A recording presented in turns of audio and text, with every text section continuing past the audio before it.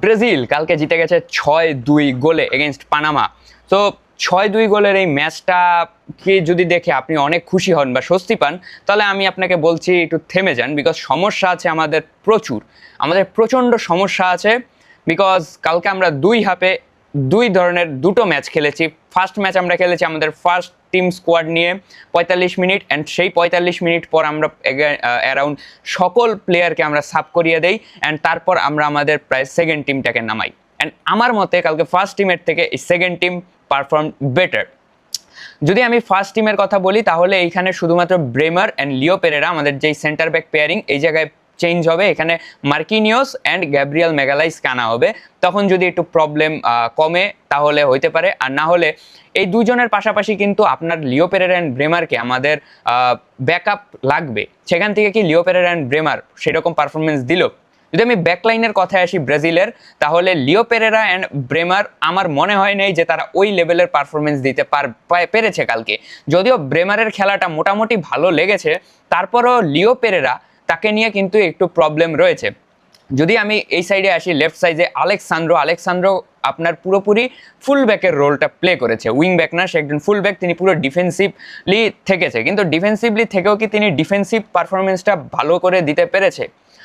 কিছু জায়গায় পেরেছে, কিছু জায়গায় তিনি ফাম্বলড করেছে। অ্যান্ড তারপরে যারা নেমেছে ইবানেজ এবং ওইদিকে আপনার দানিলো। সো ওয়েসলি কিন্তু প্রথমে খুব দারুণ খেলে, আপনার দেখে মনে হবে যে ওয়েসলি খুব ভালো খেলছে। ওয়েসলি বারবার আপনার উপরে উইংয়ে চলে যাচ্ছে, কিন্তু ওয়েসলি সেখানে লুইস হেনরিকের খেলাটা নষ্ট করে দিয়েছেন। ওয়েসলি বারবার উপরে স্টেপ আপ করে নিচে কিন্তু স্টেপ ব্যাক করছিল না। যদি আপনি আশরাফ হাকিমির খেলা দেখেন তাহলে দেখবেন আশরাফ হাকিমি বারবার উপরে ওঠে এবং ঠিক একইভাবে একই গতিতে তিনি আবার নিচে নেমে ডিফেন্স করেন। এটা একজন উইং ব্যাকের কাজ। বাট ওয়েসলি শুধুমাত্র অ্যাটাককে সাহায্য করছিল, ডিফেন্সে নেমে আসছিল না বা একটু গা ছাড়া ভাব দিচ্ছিল। সেই জায়গায় আপনার বারবার লুইস হেনরিকে নিচে নেমে ডিফেন্ড করতে হয়েছে। এবং যদি তারপরে রজার ইবানেজকে নামানো হয়, and ইবানেজ was too much good সেই পজিশনটায় ইবানেজ খুব ভালো কিছু ব্লক করেছেন, কিছু সেভ করেছেন। অ্যান্ড আলেক্সান্দ্রোর জায়গায় পরে নামানো হয়েছিল ডগলাস সান্তোসকে। ডগলাস সান্তোস সেখানে উইং ব্যাকের রোলটা প্লে করেন, অ্যান্ড তিনি উইং ব্যাক হয়ে মিডফিল্ড পজিশনে গিয়ে থেমে যাচ্ছিলেন বা হালকা উপরে উঠছিলেন, ওয়েসলির মতো একদম উপরে চলে যাচ্ছিলেন না। এবং ডগলাস সান্তোস সেইখানে আপনার উপরে উঠে আবার নিচে স্টেপ ব্যাকও করছিলেন। সো আই থিঙ্ক যে এখানে আমাদের প্রবলেম রয়েছে। গ্যাব্রিয়াল অ্যান্ড মার্কিনিওস যদি আসেন তাহলে ডিফেন্সিভ একটু সলিডিটি পাওয়া যাবে। বাট উইং ব্যাকে যদি আপনি ডগলাস স্যান্টোস অ্যান্ড আপনি যদি ভাবেন ওয়েসলিকে একসাথে খেলাবেন, তাহলে আই ডোন্ট থিঙ্ক যে এটা ওয়াইজ ডিসিশন হবে। বিকজ ইবানেজ অ্যান্ড ডগলাস সান্তোসের পেয়ারিংটা হয়তো মেইন ম্যাচে খুব ভালো সহায়তা করবে আমাদের। যদি মিডফিল্ডে আসি, মিডফিল্ডে আপনার top notch performance from Casemiro was brilliant. প্রথমেই একটা ব্লক করলেন, সেই ব্লকের থেকে বলটা পেলো আপনার ভিনিসিয়াস জুনিয়র। এই মানে ব্রাজিলের জার্সি গায়ে আই থিঙ্ক এটা তার বেস্ট পারফরমেন্স। একটা গোল পেয়েছেন, একটা অ্যাসিস্ট পেয়েছেন, অ্যান্ড যে অ্যাসিস্টটা করলো সেই অ্যাসিস্টের থেকে এগেইন ক্যাসিমিরোর গোল ব্রিলিয়েন্ট। বাট কালকে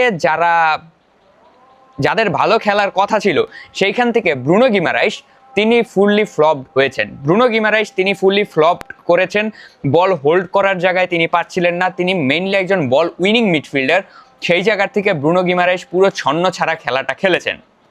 অ্যান্ড যদি আমি বলি সেখানে রাফিনিয়া তিনি অ্যাটাকিং মিডফিল্ড পজিশনে স্টার্ট করেন, বাট তিনি প্রচণ্ড গোল মিস করেছেন, অনেক গোল তিনি মিস করেছেন। অ্যান্ড লুইস হেনরিকের কথা তো বললামই, তাকে উইংয়ের থেকে বেশি ডিফেন্সে মনোনিবেশ করতে হয়েছিল। সেই জায়গার থেকে ফ্যাবিনিওকে কেন রাখা হয়েছে তা কালকের ম্যাচ দেখলে বোঝা যায় যে ফাবিনিও তিনি আসলে ব্রুনো গিমারাইসের জায়গাটায় স্টার্ট করলেন পরে। And Fabinho had a brilliant job. ফাবিনিওর ball progression, ball passing sense, ball hold করা এবং যে হোল্ডিং মিডফিল্ডের যে রোলটা ছিল, ফাবিনিও খুব ভালোভাবে সেই মিডফিল্ডটা কন্ট্রোল করেছেন। অ্যান্ড মিড কন্ট্রোলে আমরা প্রথম দিকে ঢুকছিলাম, পরে গিয়ে ফাবিনিও নামার পর সেই মিড কন্ট্রোলে আমাদের খুব ভালো একটা খেলা হয়েছে। অ্যান্ড যদি বলি ক্যাসিমিরোর বদলে যে দানিলো সান্তোস নামলেন, দানিলো Santos again top notch performance from দানিলো Santos একটা গোল পেয়েছেন। অ্যান্ড টপ নচ দানিলো সান্তোস তিনিও বক্স টু বক্স রোলটা প্লে করেন। একবার বক্সে এসে ডিফেন্ড করেছেন, আরেকবার তিনি অন্য বক্সে গিয়ে গোল করে এসেছেন। Brilliant performance. যদি পারফরমেন্সে একটু ঘাটতি বলি আমি, তাহলে মাথিয়াস কুনিয়া, তাকে নাম্বার 9 রোলটা দেওয়া হয় এবং 13 মিনিটের মাথায় মাথিয়াস কুনিয়ার ভুলও বলবো না, সেখানে একটা ডিফ্লেকশনে একটা ওন গোল কনসিড করে ব্রাজিল, ওই যেই 1-1 গোলের টাইমে যেটা ড্র হয়ে যায়। সো মাতিয়াস কুনিয়া সে ওন গোলটা কনসিড করার পর সে তার মানে মোরাল এতটাই ডাউন হয় যে তিনি তার নিজের খেলাটাই ঠিকঠাক মতো খেলতে পারছিলেন না। সো এই জায়গার থেকে মাতিয়াস কুনিয়ার খুব খারাপই একটা ম্যাচ গিয়েছে, অত ভালো একটা ম্যাচ যায়নি। তবে সেই জায়গার থেকে যদি আমি বলি তাহলে দেয়ার ওয়াজ আ ব্রিলিয়ান্ট ম্যাচ অফ আপনার ইগোর থিয়াগো একটা গোল পেয়েছেন, একটা অ্যাসিস্ট পেয়েছেন, এবং রায়ান যে গোলটা করলেন পরে নেমে, রায়ানের যেই গোলটা পেয়েছেন, যে বলটা আপনার একটা ভুল পাস ছিল সেইখানে গোলকিপারের কাছ থেকে, সো সেইখানে কিন্তু আপনার ইগোর থিয়াগো গোলকিপারকে প্রেস করেছেন, সে প্রেসের থেকে বল পেয়ে সেখান থেকে রায়ানের একটা shot and goes for a goal. Brilliant goal ছিল রায়ানের, হ্যাটস অফ রায়ান। অ্যান্ড যদি তারপর বলি এনরিককে নামানো হয় রাফিনিয়ার জায়গায়, এগেইন এনরিক খুব short and lethal chances miss করে, যে 50-50 চান্স, কিছু 100% চান্স যেগুলো গোল হওয়ার মতো সেগুলো মিস করে যায়। অ্যান্ড যদি গোলকিপিং পজিশনে লাস্টে আসি, অ্যালিসন ব্রিলিয়ান্ট, যদি অ্যালিসন না থাকতো তাহলে ফার্স্ট হাফে আমরা অনেকগুলো গোল কনসিড করতাম। অ্যান্ড পরে নেমে Ederson, he is also brilliant, দুজনই 7 রেটিং দিয়েছে। গোলকিপিং নিয়ে আমার কোনো প্রশ্ন নাই, বাট যেটুক প্রশ্ন আমার রয়েছে আমাদের স্ট্রাইকিং পজিশনে, আমাদের যেটুকু প্রশ্ন রয়েছে আমাদের মিডফিল্ড কন্ট্রোলটায় এবং ডিফেন্স, সব জায়গায় আমরা কালকে ফার্স্ট টিমটা নিয়ে মেইনলি হেগেছি। লুকাস পাকেতাকে কি স্টার্ট করানো হবে কি না জানি না। লুকাস পাকেতা কয়েকদিন ধরে তিনি ক্লাবের ম্যাচেও নামেন নাই, কিন্তু তাকে কেন রাখা হয়েছে, কার্লো আনচেলত্তি কেন নামিয়েছে? Because he always play for the Brazil badge, সে ব্রাজিল ব্যাজের জন্য খেলে। He is not a player যে ব্রাজিল ব্যাজের জন্য খেলে না বা আপনার ওই নিজের কোনো স্বার্থে খেলবে, সে ব্রাজিলের ব্যাজের জন্য খেলবে, এবং সেটা কালকে প্রমাণ পেয়েছি আমরা। একটা গোল করেছেন, একটা অ্যাসিস্ট করেছেন, he is also brilliant. So পুরো ম্যাচটায় আমরা 6-2 গোলে জিতেছি, যেটা 6 গোল তার শুধু শুধু আসে না, একদম চুনুমুনু খেলা দিলে তার 6 গোল করা যায় না, বিকজ আমাদের টেকনিক্যাল অ্যান্ড ট্যাকটিক্যাল দুই জায়গায় অনেকটা ইমপ্রুভমেন্ট হয়েছে। যেখানে আমরা আগে দরিবাল জুনিয়র বা দিনিজের জায়গায় আমরা যেখানে শর্ট পাসটাকে প্রায় ভুলেই যাচ্ছিলাম, তিতের আন্ডারে যেখানে আমাদের পাসিংগুলো খুবই লাস্টের দিকে, তিতের আন্ডারে আমাদের পাসিং খুবই খারাপ হতো, সেইখানে কার্লো আনচেলত্তি পাসিং নিয়ে আমাদের ব্রাজিলের পাসিং বেস সেই নান্দনিক ফুটবলটাকে উপহার দিয়েছেন। কালকে আমাদের ফুটবল খেলা দেখে আমি খুবই খুশি হয়েছি ব্রাজিলের। মানে প্লেয়ার্সদের ইন্ডিভিজুয়াল এরর তো ছিল, সেটা ঠিক আছে, বাট যে প্লেয়িং স্টাইলটা আনচেলত্তি এই টিমে দিয়েছেন, this playing style was brilliant job from Carlo Ancelotti.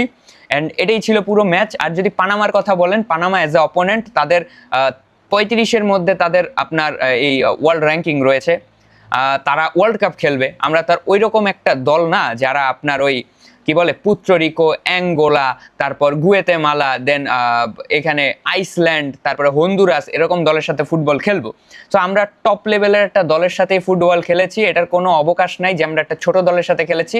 একটা টপ দলের সাথে আমরা ফুটবল খেলেছি, অ্যান্ড আমাদের ফুটবলটা টপ লেভেলের ছিল, আমরা ফুটবল খেলেছি, বাট ইন্ডিভিজুয়াল কিছু এরর ছিল যেগুলো এখনও সময় আছে 13 দিনের মধ্যে আমাদের যদি ঠিক করতে পারি তাহলে আমরা মরক্কোর এগেনস্টে ভালো কিছু খেলতে পারবো।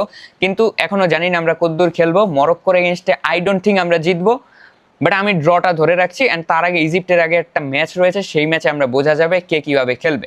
সো এ পর্যন্ত আজকের ভিডিও। ভালো লাগলে লাইক করে দেবেন, শেয়ার করে দেবেন এবং সাবস্ক্রাইব করে দেবেন যদি আপনি ইউটিউব থেকে দেখে থাকেন। আর টিকটক থেকে দেখে থাকলে please follow my TikTok account, Facebook থেকেও দেখলে ফলো করে দেবেন। অ্যান্ড বাই সবাইকে।